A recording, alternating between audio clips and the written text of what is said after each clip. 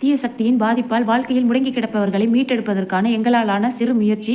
வீடியோவை தொடர்ந்து பாருங்கள், பயனுள்ளதாக இருக்கும்.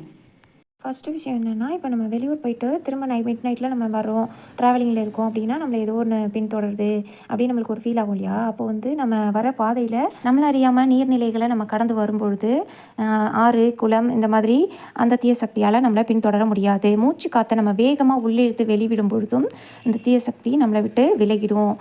அடிக்கடி இந்த மாதிரி பய உணர்வு வருது அப்படின்னா, நம்ம அக்னி வளர்த்து நம்மளுக்கு இஷ்ட தெய்வத்தை நினச்சி அந்த அக்னி முன்னாடி அமர்ந்து பூஜை செய்யும்பொழுது அந்த தீய சக்தி விலகிடும். சின்ன பிள்ளைங்களாம் யூரின் போகும்பொழுது இந்த கோடு மாதிரி போட்டு விளையாடுவாங்க, பார்த்துருக்கீங்களா?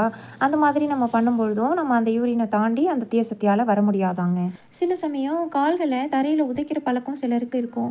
அந்த மாதிரி வலது காலை ஓங்கி தரையில் உதைக்கும் பொழுதும் நம்மளுடைய 2 பாதங்களும் பூமியில் நன்கு அழுந்தியபடி, கால் கட்டை விரல்னு சொல்லுவோம் இல்லையா, பெருவிரல் 2ம் பூமியில் நன்கு அழுந்தியபடி நம்ம ஒரு நிலையாக நிற்கும் பொழுதும் இந்த தீய சக்தி பாதிப்பிலிருந்து நம்மளால் விலக முடியும்.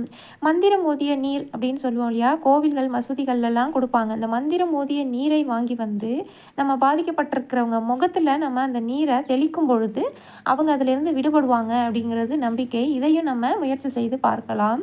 அடுத்தது இந்த வேப்பிலையை வந்து கையில் வச்சிருக்கிறவங்களுக்கு இந்த பாதிப்பிலிருந்து விடுபட முடியும் அப்படின்னு சொல்லப்படுது. இந்த மாதவிடாய் காலம் இந்த கருவுற்றிருக்கும் பெண்கள் தலையில் இந்த வேப்பிலையை வைத்திருக்கிறத நம்ம பார்க்க முடியும். அந்த காலத்திலிருந்து இப்போ பெண்கள் வந்து அதிகமாக இந்த வேப்பிலையை உபயோகப்படுத்துறதையும் நம்ம பார்த்துருக்கோம். இதுலேயும் ஏதோ ஒரு மகத்துவம் இருக்குது அப்படிங்கிறத நம்மளால் உணர முடியுது இல்லையா? அதே மாதிரி மயிலிறகு நம்ம கூட வைத்திருக்கும் பொழுதும் இந்த பாதிப்பிலிருந்து நம்மளால் முற்றிலும் விடுபட முடியும் அப்படிங்கிறது நம்பிக்கை.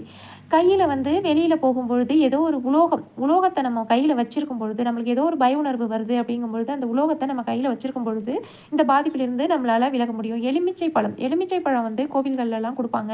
அதை நம்ம கையில் வச்சிருக்கும் பொழுதும் இந்த பய உணர்வு நம்மளை விட்டு நீங்கும். உப்பு, மஞ்சள் தூள் கலந்த தண்ணீரை கொண்டு நம்ம கால்களை சுத்தம் செய்து அந்த தண்ணீரில் சிறிது நேரம் நம்ம நிற்கும் பொழுதும் நம்மளுக்கு அந்த பய உணர்வு நீங்கும். துளசி செடி வைத்திருப்பவர்கள் வீட்டிலையும் துளசி செடியை வணங்குபவர்களுக்கும் எந்த ஒரு தீயசக்தி பாதிப்பும் இருக்காது அப்படின்னு சொல்லப்படுகிறது.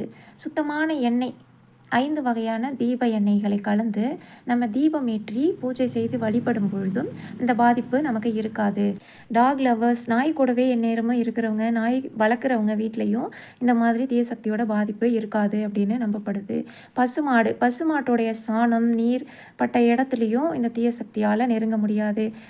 அந்த காலத்துலலாம் வந்து பசுவோட சாணத்தை வச்சு வீடு மொழுகுவாங்க, வாசல் தெளிப்பாங்க. இந்த மாதிரி பசுவோட நடமாட்டம் இருக்கிற இடத்துலையும் இந்த தீய சக்தியால் நெருங்க முடியாது. இஷ்ட தெய்வத்தை நினைத்து ஒரு செப்பு தகட்டில் சூலாயுதத்தை வரைந்து அதை ஒரு தாயத்து மாதிரி செய்து நம்ம கை கால்களில் கட்டி கொள்வதன் மூலமும் இந்த பாதிப்பிலிருந்து நம்மளால் விடுபட முடியும். மிருதங்கம், உடுக்கை, சங்கு இந்த சத்தத்தை நம்ம உற்று கவனிக்கும் பொழுதும் நம்ம மனசுக்குள்ளே இருக்கிற பய உணர்வு நீங்கி இந்த தீய சக்தி நம்மளை விட்டு விலகிறத கண்கூட பார்க்க முடியும். வலது கால் மணிக்கட்டில் கருப்பு கயிறை நம்ம கோவிலில் வச்சு பூஜை செய்து கட்டிக்கொள்வதன் மூலமும் கல்யாண பூசணின்னு சொல்லக்கூடிய வெண்பூசணி, எலுமிச்சை பழம் இவற்றை சரிபாதியாக நறுக்கி குங்குமத்தை தடவி வாசலில் வைப்பதன் மூலமும் திருஷ்டி எடுத்து உடைப்பதன் மூலமும் பால் பொருள்களான வெண்ணெய், நெய், மோர் போன்ற பொருள்களை சாப்பிட்டு செரிமானம் ஆகும் வரையும் நெய் தீபம் எரியக்கூடிய இடத்தில் நாம் நிற்கும் பொழுது அந்த தீபம் எரிந்து அணையும் வரை எந்த ஒரு தீய சக்தியாலும் நம்மை நெருங்க முடியாது.